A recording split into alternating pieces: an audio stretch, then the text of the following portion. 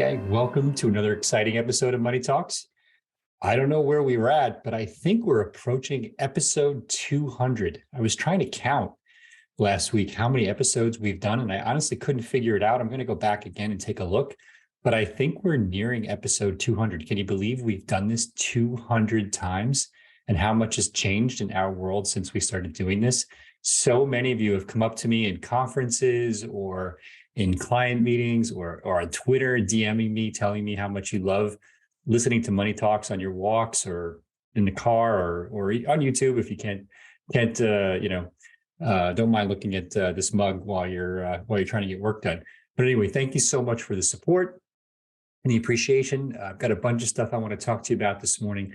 We're going to talk about some crypto news, some price action. I've got some Abra updates for you on CPRX and some other stuff, some new tokens. We'll get to that. And we've got a macro calendar. Lots going on.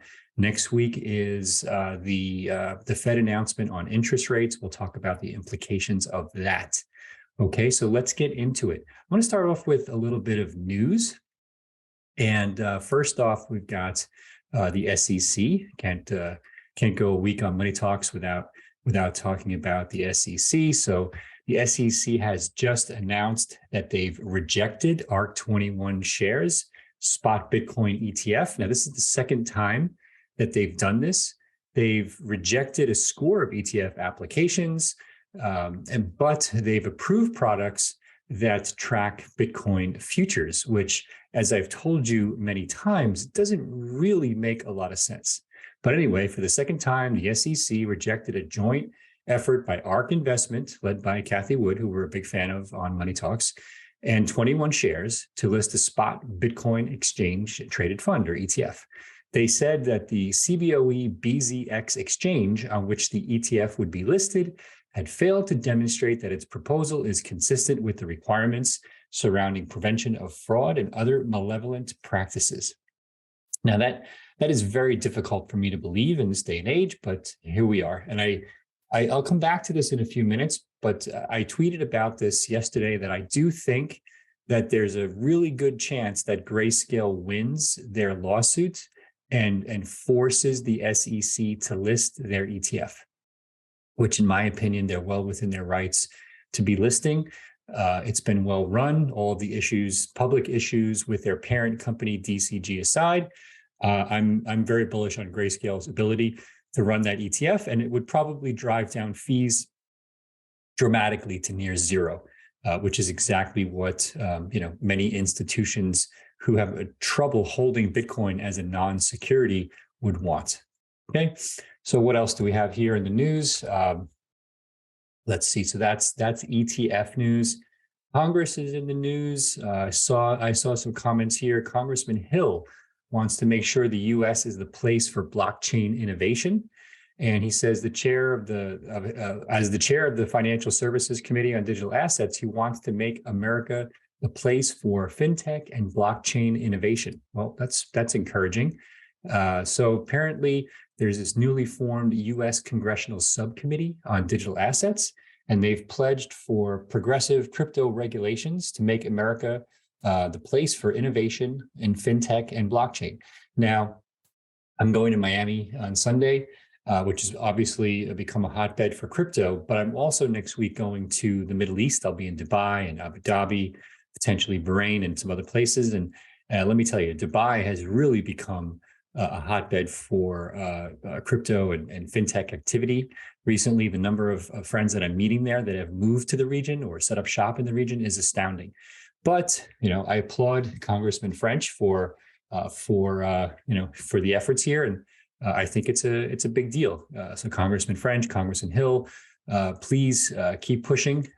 He was on CNBC Squawk Box a couple of days ago, Congressman French, and he said that he's looking forward to pushing for reasonable crypto and fintech regulation in the United States. Okay. And let's see. So they put together a committee with the remit of identifying best practices and policies that continue to strengthen diversity and inclusion in the digital asset ecosystem. And Hill said that Bitcoin was not quite ready to be a real-time payments industry yet, but added that we want to make sure that America is the place for innovation in fintech and blockchain is part of that future. Very reasonable. It's encouraging. I think the House taking over, or the Republicans taking over the House, to me is probably a good move for two reasons. One, we get gridlock, which means we're not going to get any nonsensical regulations or laws passed. And two, I hate to say it, but the Republican Party is the party that has been way more pro Bitcoin, pro crypto, pro smart contract, DeFi in the past couple of years. And I'm hoping that some of that rubs off when some of the more liberal Democrats realize that they need to get in line, and that crypto is actually the future, whether they like it or not. Okay. All right. So let's see, what else do we have here? More in the news. So yeah, Celsius, there's a lot going on there. I'll talk about that for a second. So we're hearing of bids, Binance, Galaxy, a bunch of companies going after the Celsius assets. We've been approached by many clients to help here. I'll come back to that in a minute, but let me just talk about what's going on with Celsius. There's a blogger, Tiffany Fong, who's shared documents she claims that she's obtained in the last few weeks, detailing other companies' bids. I don't know where she's getting her information from. I haven't seen them myself, but at least 5 firms have placed bids on Celsius, Binance, Bank to the Future, Galaxy. Anyway, we'll see what happens. However, back to Abra here, we have been approached by many borrowers within the Celsius network. Remember, there's people who deposited funds to earn yield, and there's people who borrowed funds against their crypto holdings. Many of you who borrowed on Celsius have approached Abra about trying to help to recover your collateral. This is something that we've been actively looking into. We want to help. We want to be able to help you pay back your loans and get your collateral back, and/or potentially extend into new loans using Abra. This is something that my team is working on, looking into, talking to the courts about, and I have no promises, no guarantees what will happen, but we're one of the few players in the space that can even deal with crypto collateralized loans at this point. And we're really excited about the prospect of being able to help. And if we can, we'll certainly let you know. I'll let you know either way what's going on, to the extent that I'm allowed to let you know. But we're definitely interested in trying to help. We're looking into it. And if we can do it, we will. All right. So that's separate from the other proposals that are out there. And like I said, we'll get back to you on that. And let's see, what else am I seeing here in the news? I'm going to give you some commentary on price. But one of the things that I've been seeing that I'm particularly interested in is this emerging correlation between not only gold and Bitcoin, but inverse correlation between the dollar and Bitcoin, which has become crystal clear, right? So here we can see that, this analyst is saying that Bitcoin could actually break 50K if the correlation with gold continues, given the path that Bitcoin is on. I'll show you the charts in a second, but basically, it looks like gold is actually becoming a magnet, and almost, it's almost like Bitcoin is becoming, and Ethereum for that matter, a levered bet on gold. And the correlation has become crystal clear over the last few weeks. And that's really interesting. And I'm kind of wondering now, if the FTX blow up hadn't happened in November, December, where we would be now, because it was clear that Bitcoin was really inching up. And with the dollar falling, which we'll come back to in a second, like I said, I really do think Bitcoin would be closer to 25, 26, maybe even 27K right now. Can't prove that, of course, but let me show you this. This is the price of Bitcoin versus gold. And I think the Bitcoin is on a log chart. The gold is straight up spot, not non-log chart, but you can see the correlation is crystal clear, right? You can see the peaks, you can see here, orange, right? And so basically, for the most part, for the last few months, gold has been leading Bitcoin, whereas before they tracked each other in near real time. So given the run up in gold, if this trend continues, you see the magnet here.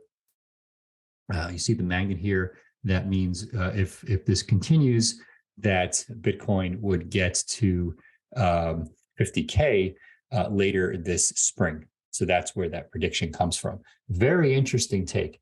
It makes a lot of sense to me. I'm actually super bullish right now, which I tweeted about yesterday, and I'll get into the reasons why in a few minutes. But really interesting take on gold versus Bitcoin, which we'll come back to in a second. The last point I wanted to talk about in the news here is a study that our friends at Matrixport published, saying that institutions are now accounting for about 85% of Bitcoin buying. Now, I don't know. They say this is a very positive sign. I'm not sure I agree with that. It's just information, but I do think that it is clearly going to have a significant effect on the liquidity of Bitcoin as the retail market starts to improve. Meaning that if institutions are locking up a lot of Bitcoin, there's not going to be a lot for retail to buy, which I think is going to be true for not only Bitcoin, but some of the other layer one protocols as well. Ethereum, Solana. We're reading a lot about Aptos and some other tokens, and we'll talk about new token listings in Abra in a few minutes, okay? So as you can see here, it said institutional investors are not giving up on crypto. Recent data pointing to as much as 85% of Bitcoin buying being the results of American institutional players. And the head of research and strategy at Matrixport said that the evidence shows that institutions are clearly not giving up on crypto. And this is an indication that we might be entering a new crypto bull market, which I actually think we entered into a few weeks ago, okay? Clearly bottomed in December. Well, I should say I actually think we bottomed last summer, but I think we had a short-term bottom post FTX blow up. And it's interesting to see how Genesis filing for bankruptcy had no effect whatsoever on the price of Bitcoin. It just shrugged it off, like a bad case of fleas. It just went on its day, right? So that's actually very good news to me. The fear greed index is actually almost in greed territory now, which is something we haven't seen in probably a year, which is also really interesting. Okay, so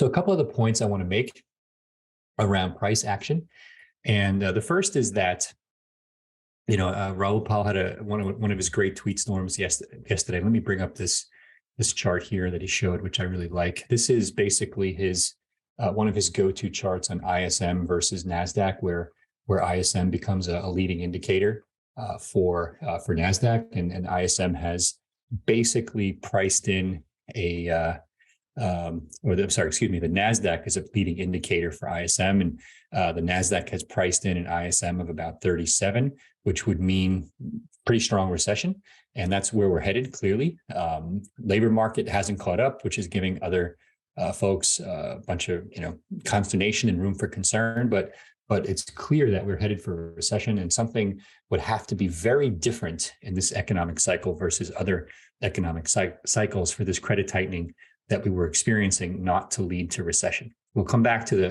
macroeconomic calendar in a moment, but we have the Fed announcement next week, which is obviously going to move the crypto and gold and equity markets, as it always does, right? And so at the same time, here is the ISM now versus the GMI Financial Conditions Index, which is something that Raul and the team at GMI use to basically predict where the markets are going. And what this tells us is that the markets have already started to price in a recovery post-recession.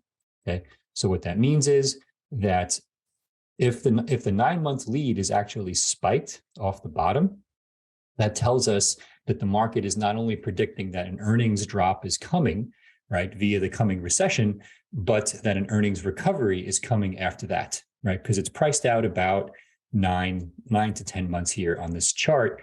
And so, yes, recession coming, we expect lower earnings. We don't expect equities to fall. We expect equities to rise when that's happening, because Fed credit loosening, even if it means just pausing interest rates, it's the equivalent of credit loosening, will result in a falling dollar, which should result in a reversal of fortunes for corporate America and a improvement in conditions for the American consumer, who is loading up on debt big time right now.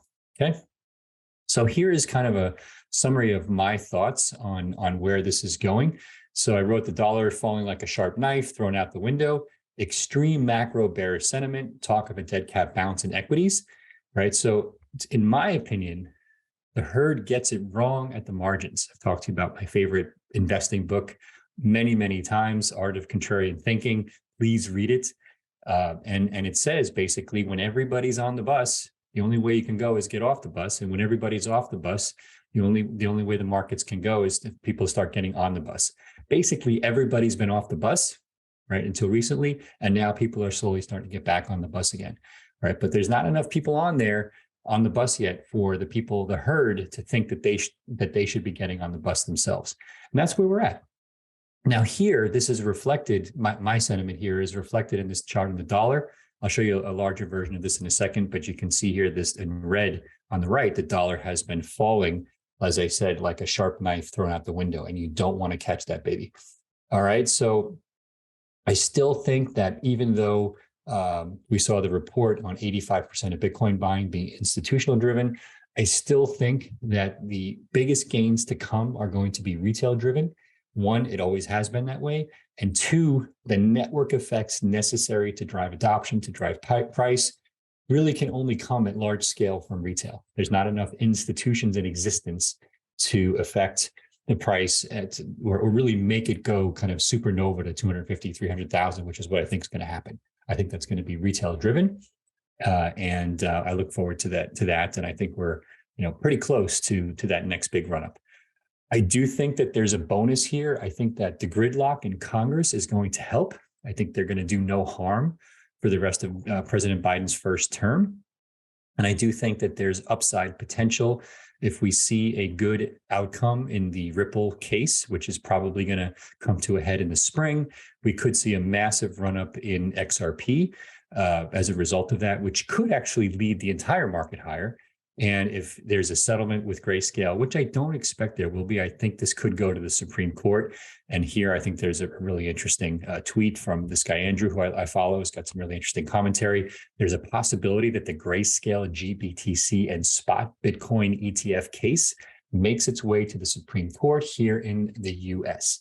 Sharp legal sources are impressed with the Grayscale brief in front of the DC circuit and believe a win is possible.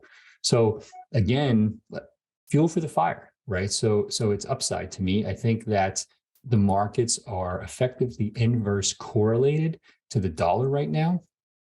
And as the dollar falls, right, the liquidity situation improves, markets are going to go higher. So let's get into that. Right. So let me bring up my chart here for a second. And yeah, all right. So here we're looking at, before I showed you the weekly in the tweet, the weekly chart of the dollar, this is the daily price chart. You can see we peaked here in September, and it has been a dramatic sell-off in the dollar currency index, the DXY, since September, peaked at 114. We're now approaching 101. And even today's candle, the candle you see here, it looks like a reversal candle. I don't know if you can see that. Let me zoom in a little bit. Looks like a reversal candle is forming today, which would be a nice continuation pattern, but I don't think it really matters. I think the most important thing right now is what we hear from the Fed next week in terms of expectations. I think if they're consistent with saying that the pause is coming, I think the dollar will continue its slide. It will be volatile next week because it always is around Fed announcements. But what we don't want to see is we don't want to see any surprise announcements that say that we're becoming more hawkish. We're concerned that inflation is rearing its head again. We're concerned we're going to have to over tighten versus what we said before. Anything like that, crypto is going to tank, gold is going to tank. Anything else, and I think we're good to go. All right. So at the same time, as I mentioned, it looks like that both gold and Bitcoin are becoming correlated. So here's the price of gold, which has rallied hard since the lows, bounced off tried to make a new low for the third time here in November. And since then, it's rallied from $1,625 to almost to $2,000. So huge run up for gold in the last, 90 days. So now, mostly correlated to Bitcoin. I think it lagged here, right? Because of this red obviously is FTX. And of course, we've recovered and then some since then. And we are consolidating right here at 23,000. And look at this reversal candle forming, right? Really interesting in the last few hours. So we need some push to get us over 24,000. And I don't know what that push is going to be, but a lot of it has come on the weekends lately. So this last run up was last week on Money Talks on Friday, and that led to a nice weekend consolidation up here.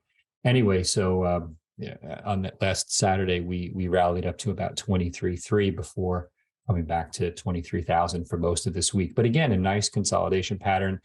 You see the volume here at the bottom is higher than the volume we were seeing over here in October, which is a pretty good sign that the markets are coming back. Ethereum, again, bigger run up than Bitcoin, consolidating slightly lower versus Bitcoin the last few days, which is what we would expect given the volatility of Ethereum versus Bitcoin, consolidating right below 1,600. I don't really see 1,600 as any meaningful resistance. We've blown through it a few times. Honestly, if I zoom out on Ethereum and Bitcoin, there is really very little resistance here. From a technical perspective, Ethereum and Bitcoin have clean air once they passed. Oh, Siri's listening in, so let me turn that off. Scared me for a second. Anyway, so Ethereum and Bitcoin have clean air here to really make new highs in the coming year. And I truly suspect that's what's going to happen. I would be shocked if we got to new lows before we get to new highs. It's possible, and it doesn't change my investing strategy because I'm a long-term holder, but I really do see clean air. There's going to be many pullbacks along the way, but remember back in, let's come over here to, I have to go all the way back here to, this is March of 20 when the COVID lockdown started. Any of you remember that Ethereum is over 10x higher today than at the start of COVID? Look at that run up, right? From March of 2020 all the way up. And there's a bunch of big red candles in here. 1, 2, nice reversal candle here on this week. 3, 4, 5, huge red candle here before we got to new highs in November of 21. So when the run up starts, and it has not started, right? We're kind of consolidating here in a pennant pattern, which I think is going to basically be a macro setup to move higher. A lot of people think it's a bull trap. I don't think it is. I think it's a setup on larger volume for a breakout. And if we really break, we need a clean break of 2,000 on Ethereum, I would say, right about here. And if we get that break above 2,000, it's clean air. It really is. I don't see a lot of resistance. And again, if we look at gold as basically being like a 3 to 5 month leading indicator on Bitcoin right now, which is what it seems to be. Remember that chart I showed you a few minutes ago? Let me see if I can find it again. Oh, there you go. Yeah, right. So this magnet here, right? This is a picture of a magnet. It's basically this price on gold pulling Bitcoin up to 50,000 in what looks like the end of April, May 1 timeframe, which March, April, May is literally 60 days. 90 days, 90 days from now, right? Which would be amazing. Okay, so really interesting times ahead for crypto markets. I think I personally am bullish and think we're in for some good times ahead, which obviously we could use. I do think that we are going to be in a recession, and a lot of times people are complaining, why are the stock markets going up? We're in a recession. It always feels like the rich are getting richer when everybody's hurting. And the markets are supposed to be leading indicators. That's the way they work, right? So I expect the stock market to be showing us prices, 3, 6, 9 months ahead, more likely, maybe even a year ahead of where the consumer sentiment is from a recessionary perspective, which I do think is going to get a little ugly in the coming weeks. Okay. Now I'm going to give you a few Abra updates, and I'll give you, I'm going to skip the AMA today. I'll give you all the Abra updates that I have anyway. I think I've given you a good kind of market overview, so that I can't imagine there's a whole lot of questions there. But if you want to pick up the conversation on Twitter, I'll probably be around this weekend. So on the Abra front, a few things. We should have CPRX withdrawals live today. So those of you who want to trade CPERX on your friendly neighborhood DEX, it may be live now. If it's not, it should be either today or the next few hours or possibly tomorrow. But we are done with CPERX testing. It is very complicated because of the way CPERX is not tradable yet on most exchanges. That made the withdrawal processing a little more complicated than we expected, but it is live and you can use it and you can trade it. You can deposit it, you can withdraw it, you can move it between trade and earn. If you want to trade it on Uniswap, if you're outside the US, you can trade it on FMFW. I think Sushi may support it. I don't remember. I don't trade CPERX, I just buy it. So, and I'm already holding a lot of it. So, and I have no intention of selling it. And like I always said, it's a big part of our future and it's something that we'll get back to and have more plans to announce in the coming weeks and months. But if you do choose to trade it, you can now withdraw it out of Abra into MetaMask or your favorite Ethereum wallet is an ERC20 token. So keep that in mind. You cannot move it to any other chain but Ethereum. And the Ethereum fees are around $30 in gas per transaction as of now. So you need to keep that in mind as well, which means that you're going to basically at our price estimate need about $30 of CPRX just to do the withdrawal in addition to the amount you're withdrawing. So please keep that in mind. And that's not Abra charging you excessive gas fees. That's the network charging you those fees. Okay. We are going to be listing a bunch of new tokens in multiple phases, which I'm really excited about in the next few weeks. And probably, I don't know, I would guess we think in sprints at Abra, which are 2-week cycles. So we're probably a couple of weeks away. I'm particularly excited about Solana, which is coming now, BNB, Axie Infinity, ENS, DYDX. And then we're going to have probably ApeCoin in this release. And so there will be another release after that. And we're working on potentially some of the meme coins. So exciting times ahead there. Some of you have been hammering me on Flare. I know that officially we've announced that we're not supporting Flare. However, I am working on trying to find a solution to get all of you, there's tens of thousands of you, to get you the Flare tokens from the airdrop or either an XRP or USDC equivalent. And so give me probably a couple of weeks to work on that. And I promise I will get back to you with an update. We do want to be able to support CPERX for you. I'm sorry, not CPERX. We're obviously going to support CPERX, but we want to be able to support the Flare airdrop. FLR, I think, is the ticker for you. And yeah, so if we can do it, we will. The biggest challenge has been the airdrop happened like a year after they told us it was going to happen. And we were in the middle of changing our trading system, which made taking the snapshot of XRP impossible. And so we've gone back and we have, I think, mostly figured out what everyone's XRP balances were back in December when the snapshot should have been taken. But that is exactly when we were in the middle of upgrading our trading systems, as you remember, to the new version of Abra Trade, which meant we were moving XRP around in your trading accounts while this was happening, which made it an extremely difficult process for us to manage to do the trading upgrade and the Flare at the same time. Anyway, not your problem. We're working on it. I would like to give you all a solution. I do think we'll be able to figure out a solution. And when that happens, we will obviously let you know. Okay. All right. So I'm going to leave you with the macro calendar. Next week is a big week, folks.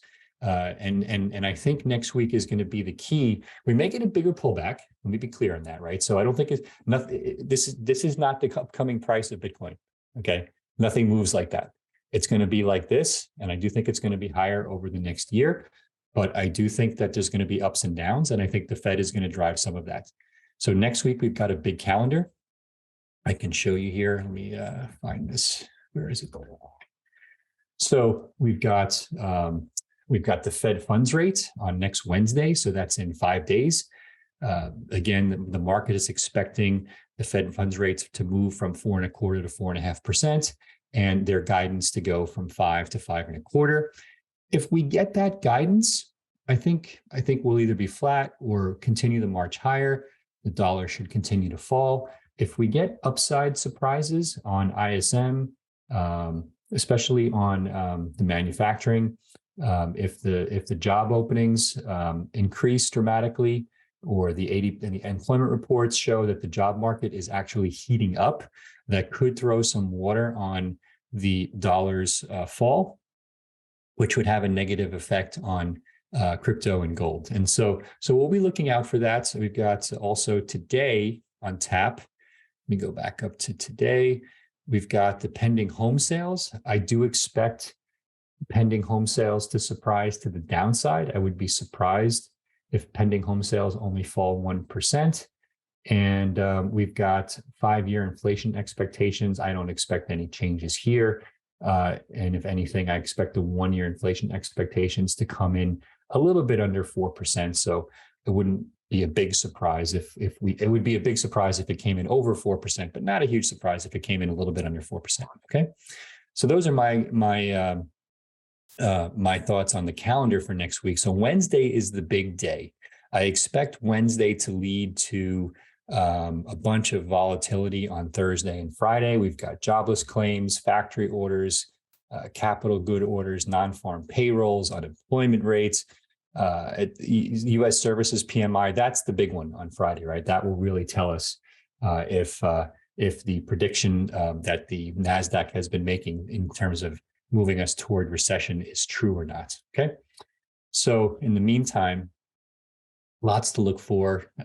If you're like me, you're just buying and holding anyway. I continue to dollar cost average in using Abra. I just keep pressing the buy button a little bit at a time, my Bitcoin, my Ethereum. I keep chugging along, and the markets will eventually catch up. So that's my strategy. And it's fun to look at the charts. It's nice to understand where it's all going. It's good to have conviction for why it's going to do what it's going to do. But ultimately, my strategy remains the same. And my reasons have remained the same all along. I think the dollar is being inflated into worthlessness, and we need deflationary assets like Bitcoin to build a new monetary system, like Ethereum to build a new banking system, and like competitors to Bitcoin, Solana, Aptos, other projects to get us there and provide competition to Ethereum. That's been my crypto investing thesis for years. I've been consistent with you here on Money Talks. I don't give investing advice. I just tell you what I would do, my reading of the tea leaves. Speaking of my reading of the tea leaves, I'm not a big sports guy. I was just talking to a friend yesterday.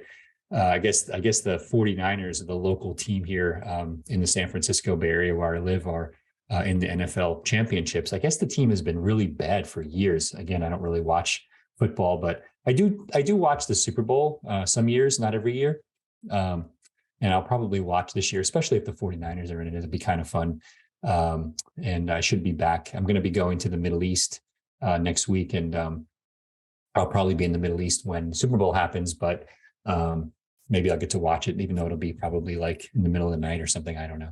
But yeah, the 49ers are playing the Eagles this weekend. So I don't know if we've got any Eagles fans out there. We didn't do a country check today, but we've got the Bengals versus the Chiefs in the other game. And so obviously I've got to root for the local team, the 49ers. I do watch basketball. I'm a big Warriors fan. I love watching the Warriors. We're super lucky here. If you'd ever watch the Warriors, it's absolutely insane. It's like watching the Harlem Globetrotters like 4 nights a week. It's amazing that we get to watch the Warriors. And so I do watch that a lot.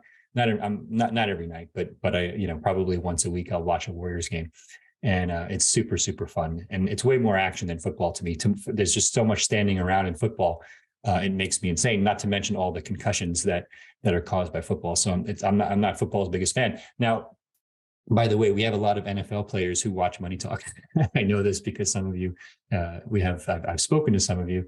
And so, I love you all, but I'm rooting for the 49ers, but I'm a basketball guy at heart. So sorry for that. And I actually used to play tennis in college, and nice to see Tommy Paul make the semis at the Australian Open. Since I don't know why I'm talking about sports all of a sudden, but I think the match is over. I haven't actually looked at the score yet, so don't tell me. I'm going to try to watch the replay without finding out the score. But Tommy Djokovic has been an absolute tear at the Australian Open, and he's playing Tommy Paul. So I'm not looking at the live stream, the live chat. Don't tell me. I don't want to know. Anyway, so I won't bore you with my thoughts on Formula One either. My two big sports these days are the NBA and Formula One. So I don't have a lot of free time. I like to watch recordings of Formula One so I can fast forward because I can't sit there for 4 hours unless I'm live at the racetrack myself. Anyway, I have no idea why I just spent 10 minutes talking to you about sports, but there you go.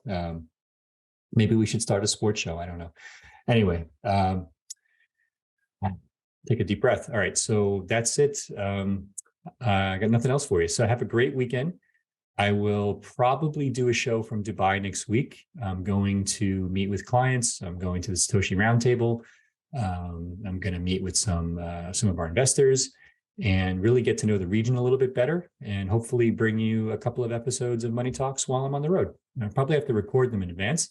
Who says that? Record them in advance. You have to record in advance. You can't record after the fact. I'm going to record them and then you watch them. Yeah. So if there's anything you want to hear about while I'm out there, ping me on Twitter, Bill Barheit. And in the meantime, we will see you next week on Money Talks. All right. Thanks, everyone. Have a great weekend, and we'll see you soon. Stay safe.